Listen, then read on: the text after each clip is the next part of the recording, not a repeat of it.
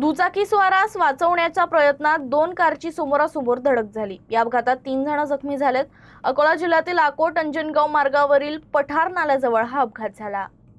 अकोला जिल्ह्यातील अकोट अंजनगाव मार्गावरील पठार नाल्याजवळ हा अपघात घडला।